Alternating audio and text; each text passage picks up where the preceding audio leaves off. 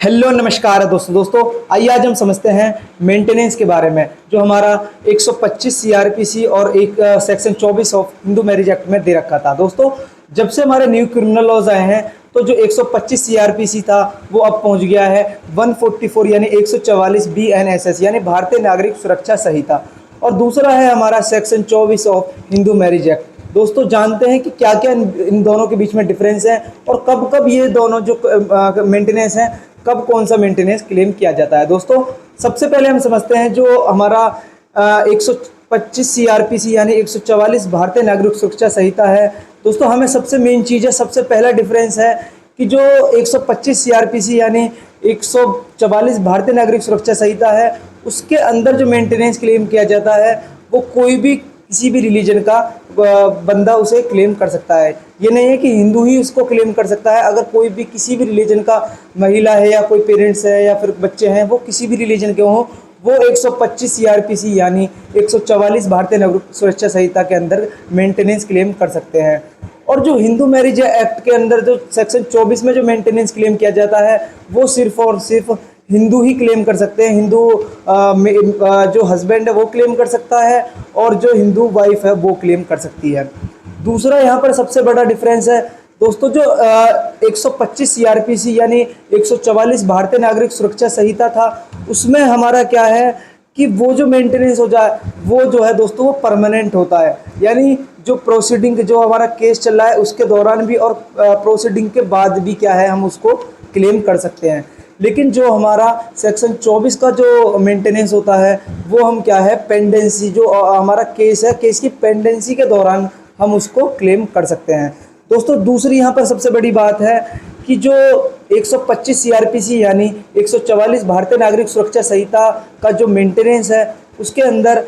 Wife claim कर सकती है, चिल्ड्रन क्लेम कर सकते हैं और पेरेंट्स क्लेम कर सकते हैं। लेकिन जो हमारा section 24 of Hindu marriage act है उसके अंदर सिर्फ हस्बैंड और वाइफ ही मेंटेनेंस क्लेम कर सकते हैं। लेकिन जो 125 सीआरपीसी 144 भारतीय नागरिक सुरक्षा संहिता उसमें बच्चे और जो पेरेंट्स हैं वो भी क्लेम कर सकते हैं, क्योंकि बहुत लोग इस चीज़ में कंफ्यूज रहते हैं कि 125 सीआरपीसी में भी वाइफ या फिर हस्बैंड या फिर सेक्शन 24 में भी वाइफ और हस्बैंड, लेकिन 125 सीआरपीसी यानी 144 भारतीय नागरिक सुरक्षा संहिता के अंदर अगर पेरेंट्स भी चाहें तो पेरेंट्स भी क्या है वहाँ पर मेंटेनेंस क्लेम कर सकते हैं और जो बच्चे हैं वो भी वहाँ पर मेंटेनेंस क्लेम कर सकते हैं। दोस्तों ये यहाँ पर सबसे बड़ा यहाँ पर डिफरेंस है। तीसरा यहाँ पर डिफरेंस क्या आता है कि जो 125 सीआरपीसी का जो मेंटेनेंस है वो क्या है, जैसे जो भरण पोषण जो जैसे वाइफ को उसको खाने पीने की दिक्कत है या फिर जो चिल्ड्रन है उनको पढ़ाई की है या फिर कोई भी है या पेरेंट्स को उनको भरण पोषण के लिए दिक्कत है उस चीज़ के लिए मेंटेनेंस क्लेम किया जाता है। लेकिन जो सेक्शन 24 है उसमें क्या है जो कोर्ट की प्रोसीडिंग है उनका भी पैसा है, हम उस चीज़ को भी क्लेम कर सकते हैं। जो मान लो हमें कोर्ट में कोई मान लो हमें लॉयर को अपॉइंट करना है तो लॉयर की फ़ीस वगैरह है, उन चीज़ों को क्या है हम सेक्शन 24 के अंदर क्या है क्लेम किया जा सकता है। तो दोस्तों ये क्या है मोटे मोटे दोस्तों 125 सीआरपीसी और यानी 144 भारतीय नागरिक सुरक्षा संहिता और section 24 of Hindu marriage act के अंदर ये दोस्तों यहाँ पर डिफरेंस है। दोस्तों हमें क्या है अगर हम जब भी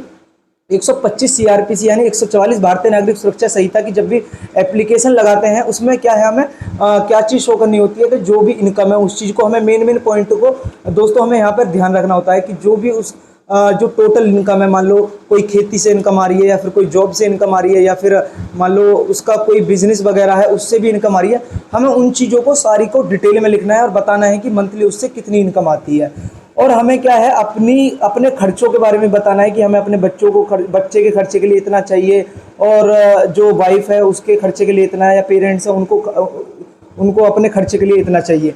लेकिन जो हमारा एक सेक्शन 24 ऑफ ये होता है अपना हिंदू मैरिज एक्ट उसमें क्या है उसमें जो भी हमारी लॉयर की फ़ीस है या फिर कोई भी क्या नाम है कोर्ट, अगर कोर्ट आपके शहर से दूसरे शहर में है तो उसका आना जाना जो भी खर्चा है वो हम सारी चीज़ें यहाँ पर दोस्तों क्या है क्लेम कर सकते हैं। दोस्तों ये हमारा क्या है डिफरेंस होता है। दोस्तों नेक्स्ट वीडियो में हम इन पर डिटेल में बात करेंगे, एक एक करके सेक्शन एक पूरी वीडियो में 144 भारतीय नागरिक सुरक्षा संहिता समझेंगे और क्या है एक अलग वीडियो में दोस्तों section 24 of Hindu marriage act को समझेंगे। दोस्तों इस वीडियो को ज़्यादा से ज़्यादा शेयर करें, अपने भाई के चैनल को सब्सक्राइब करें, लाइक करें। जय हिंद जय भारत।